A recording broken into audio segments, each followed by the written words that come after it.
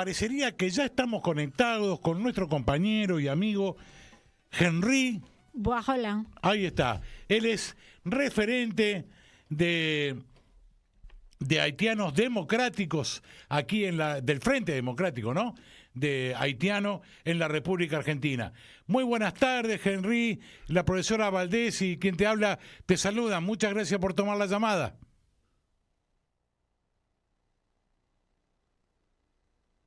Estás en silencio. Tenés que abrir el micro. Henry. No te escuchamos. No te escuchamos. Hola. A ver si se puede mejorar eso un poquito. Hola. Ahora sí. Bien. Muy bien. Ahora sí. Sí, Perfecto, sí, buenas tardes. Buenas tardes. Buenas tardes, ¿no? Agradecía a ustedes por la invitación. Como siempre es un placer, un honor estar con ustedes. Bueno, Henry, cuando hablamos en la semana, que en realidad fue la semana pasada, ¿no? Íbamos a hablar de los 200 años, ¿no? Que estamos cumpliendo por estos días del rechazo del pueblo haitiano a la invasión. Más bien de la aceptación por parte del rey Carlos X de la libertad de Haití. Exacto. Que fue el 1 de enero de 1804 y recién se le reconoció en 1825. Exactamente. El 17 de abril, creo. Ahí está. Pero yo lo que quería decir era que esto no está en los medios, ¿no? Esto no está en la agenda de nadie.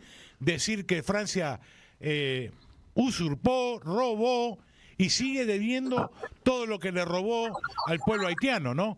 Que lo condenó a vivir, bueno, como sabemos que está viviendo. Bueno, en primer término, Haití, como bien dijo la profesora Valdés recién, un dato histórico importante, el 1 de enero de 1804 proclamó su independencia. Bueno, cambiando el nombre de la colonia de Saint-Domingue por Haití, un acto decolonial, anticolonial importante del libertador nuestro, Jean-Jacques Dessalines, al terminar con el colonialismo totalmente, retomó el nombre que habían dado los verdaderos dueños, los pueblos originarios, los tainos, caribes, etc. Haití significa tierra montañosa en la lengua taina. Ahora bien, si uno lee el informe o la ordenanza, así se llama, del rey Carlos X, él habla de Saint-Domingue, no habla de Haití. Lo que significa, de hecho, que no reconocía a nuestra independencia, sino decía que la colonia de Saint-Domingue tenía que restituir de alguna forma, reparar o indemnizar.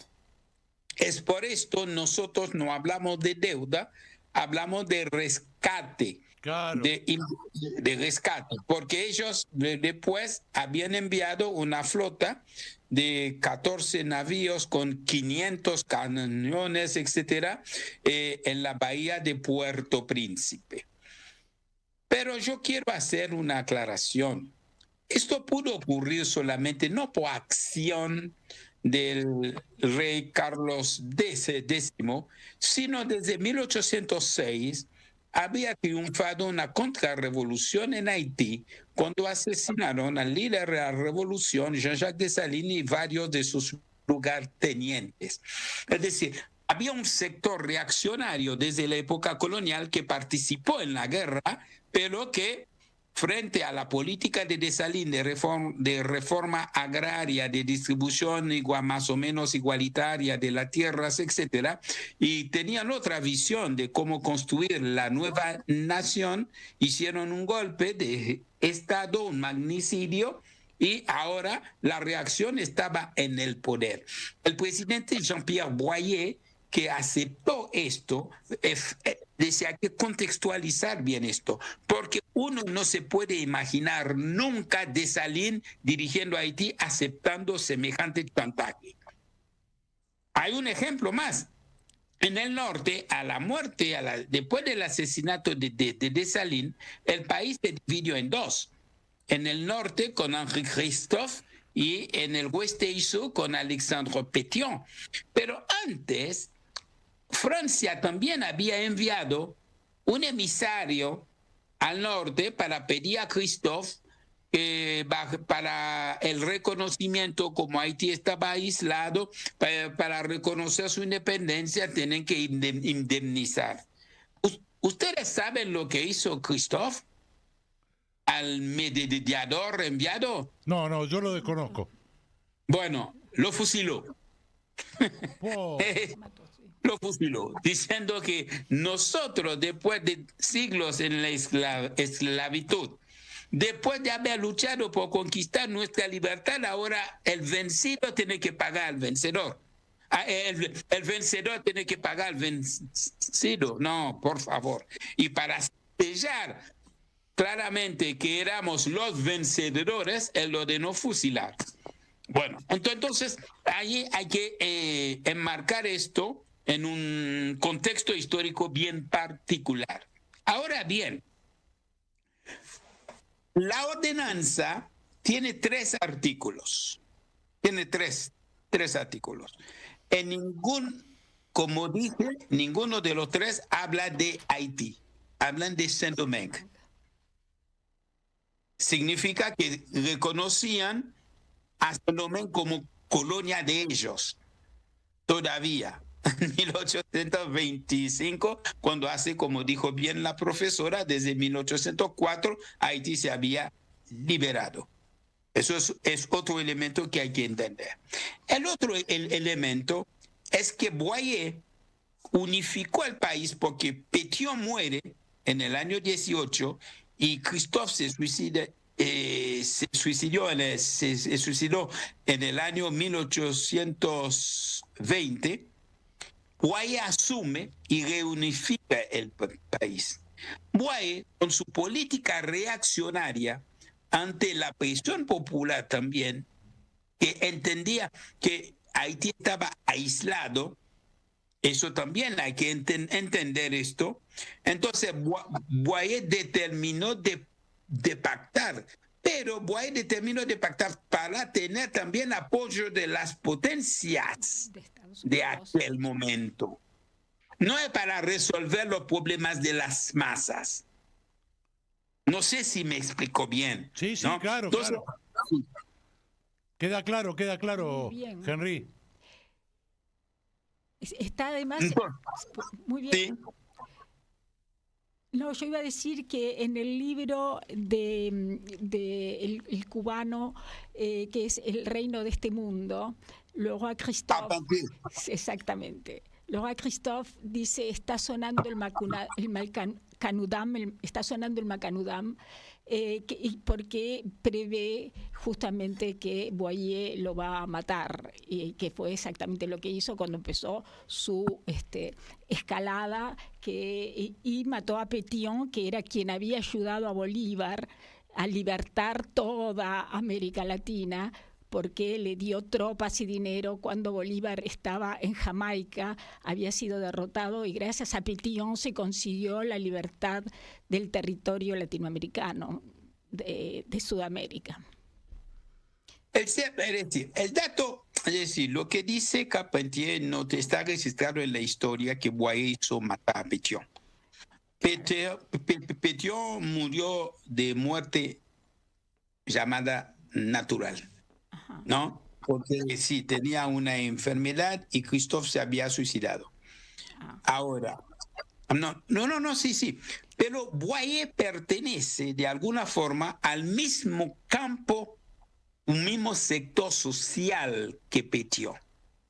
Porque Boyer también pertenece al grupo que se llamaba los affranchis, los libertos, mal llamados en la jerga colonialista racista, los mulatos. Boyer era miembro también era partícipe de la guerra de la independencia, igual que Perú. Christophe era negro, también había participado. Ahora, todos ellos, de alguna forma u otra, estuvieron en el complot que asesinó a Dessalines. Ahí está el quiebre. Ahí está el punto de inflexión de nuestra historia.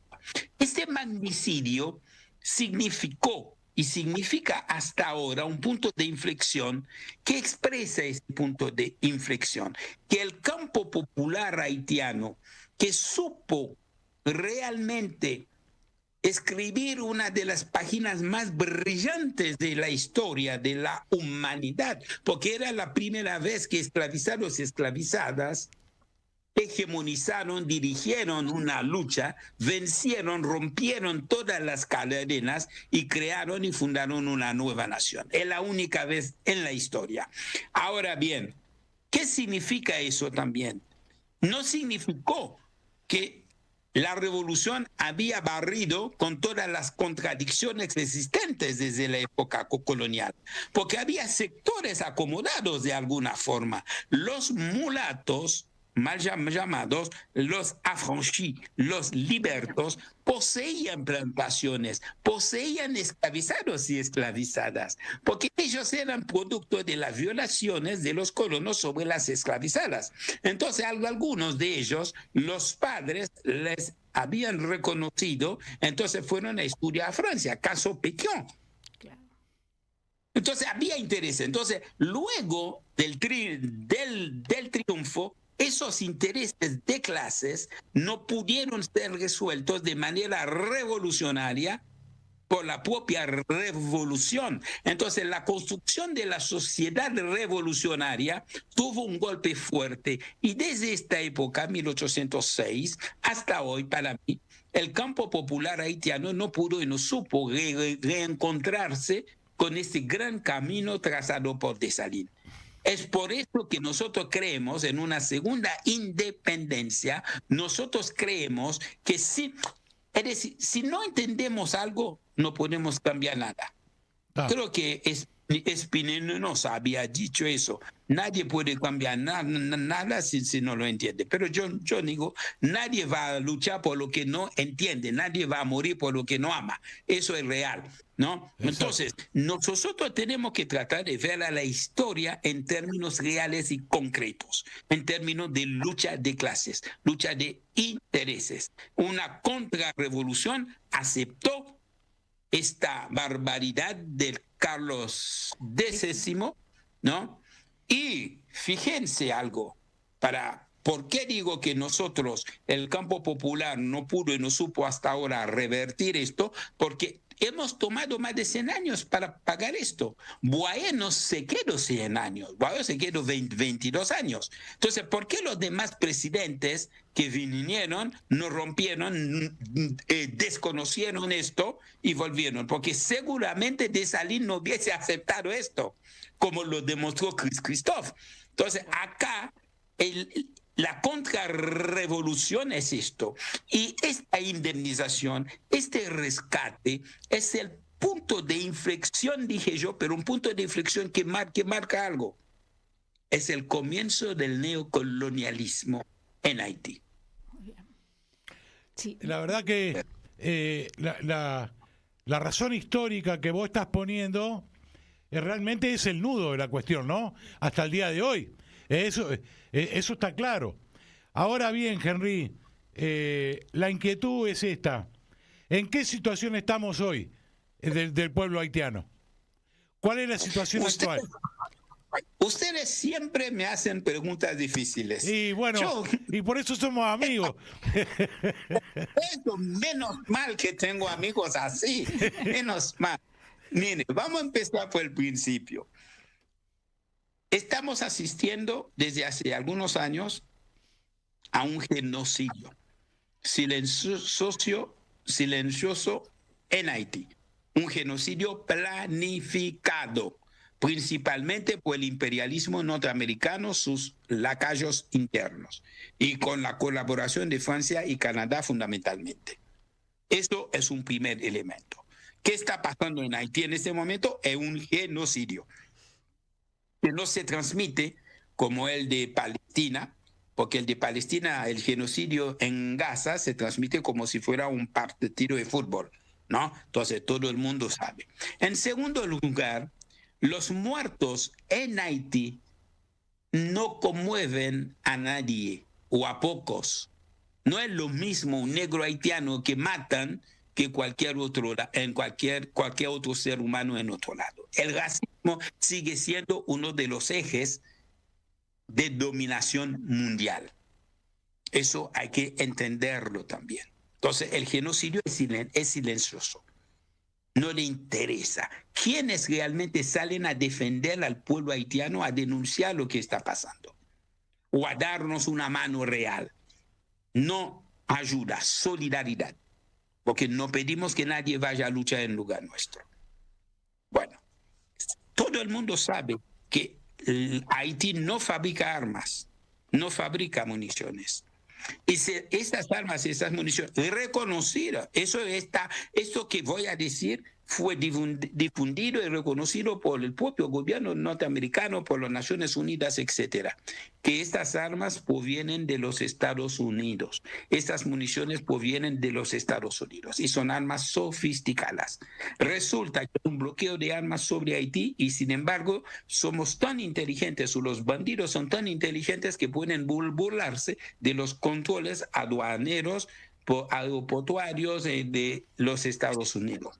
Una sola jeringa no puede llegar a Cuba, sin embargo, toneladas de armas llegan a Haití. Ahí hay un complot. Eso está clarito, ¿no? Bueno, ahora, después cuando uno ve que esos bandidos en un determinado momento, en el año 2020, 2021, ellos formaron un primer grupo que se llama G9.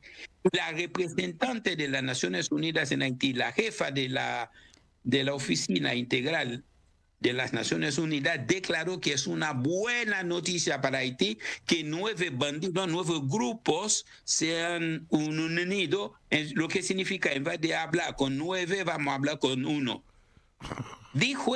Lo dijo en Haití y lo dijo ante el Consejo de Seguridad. Qué hipócrita. Qué siniestra. Exactamente, profesor. Es un cinismo tremendo. Y si fuera poco, yo les voy a contar algo más. El embajador norteamericano actual reconoció que se reúne a veces en su embajada con jefes de bandidos. Por ejemplo, Barbecue, hay fotos que ellos han publicado de Barbecue en su oficina hablando. Cuando le preguntaron, él dijo, no, lo que pasa, como la embajada está en una zona donde suele haber, suelen haber disturbios, tiroteos, etcétera, etcétera, la embajada, él necesita hablar con esos bandidos para la protección de su embajada. Eso da risa. Entonces, la embajada norteamericana, para ser protegida, ellos tienen que hablar, negociar con los bandidos. Estados Unidos no tiene fuerza suficiente para defender a su embajada. Entonces, por eso digo yo, hay muchos engaños sobre lo que está pasando. Eso es un tema. Después, otra cosa que ocultan es la resistencia popular. Es cierto que buena parte de Puerto Príncipe, el 80%, 85%, está en manos de ellos. Eso por complicidad también de la gente que gobierna el Estado. Pero hay varios que no pueden entrar, que no pueden ocupar todavía porque hay una fuerte resistencia popular a partir de lo que se llama comisiones de brigada de vigilancia, de brigada de autodefensa.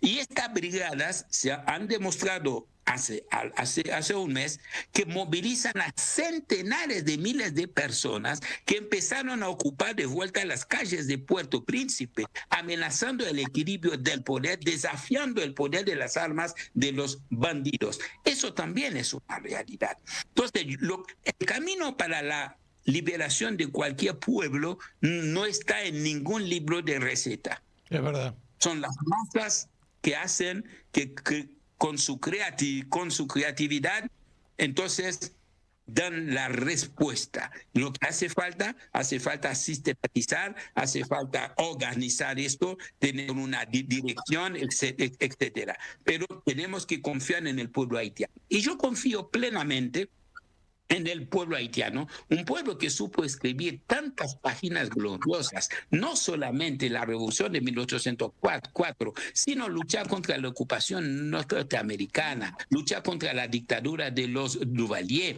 ¿no? Es decir, haber tenido pensadores decoloniales importantes anteriores a Frantz Fanon, a Aimé Césaire, a toda esa gente, hemos dado muchas cosas. Este pueblo que fue tan solidario, la profesora lo recalcó recién, Bolívar en 2 oportunidades, Miranda tuvo el apoyo de Perón. Sí. Bolívar en 2 oportunidades recibió armas, municiones, dinero, imprenta, voluntarios. Más de 500 haitianos murieron para la independencia de Venezuela, de Ecuador, Colombia, etcétera. ¿Cómo no vamos a tener confianza en este pueblo?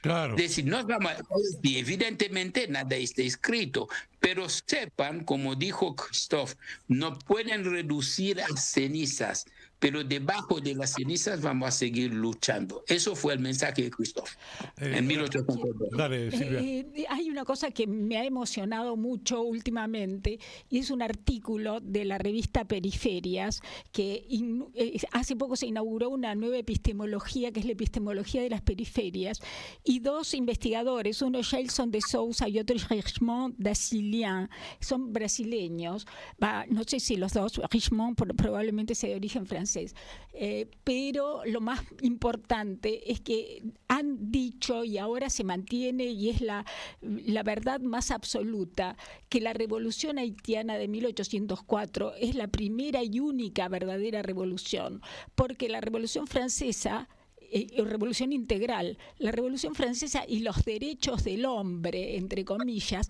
son falsos, son nada más que para la gente blanca y rica además, no son para todo el mundo. La única verdadera revolución integral es la revolución haitiana y este artículo que apareció en la revista Periferia de Gelson de Souza y Richemont da Silien ayuda realmente a comprender de una manera totalmente adecuada esta revolución haitiana al partir de 2 cuestiones que son claves y que están relacionadas con la visibilidad de este hecho totalmente elocuente para las naciones de este hemisferio que fue liberado gracias a Haití y además para realmente acompañar todos al desarrollo económico de Haití, porque fue realmente el padre de la patria latinoamericana y de todas las patrias que habían sido como el norte de África, sometidas por Francia, las Antillas, etcétera, y por todas las que fueron sometidas también por Inglaterra y por todos los países por los imperios imperialistas del mundo, claro. Exactamente. La gran revolución es la revolución haitiana. Y viva la epistemología de la periferia. Nos quedan pocos minutos, Henry. Sí, a mí me gustaría dar una información que a mí, decir, yo no conocía ese artículo, sería interesante si ustedes me lo podrían hacer llegar. Sí, bueno, te lo hacemos llegar. Si ustedes saben que hay un movimiento importante en África, en el Sahel ahora, de Burkina Faso, Níger, etcétera, ¿no? Que anticolonial, decolonial, etcétera. Entonces, te están planteando en estos momentos, te están planteando algunos intelectuales africanos de estas zonas como África está reclamando 2 puestos en el Consejo de Seguridad de la ONU. En caso de recibir esas 2, África tiene que ceder un lugar a Haití. Mirá. Por lo que representa Haití. Porque el primer es el primer lugar donde los negros, los africanos de la diáspora pudieron recuperar la dignidad.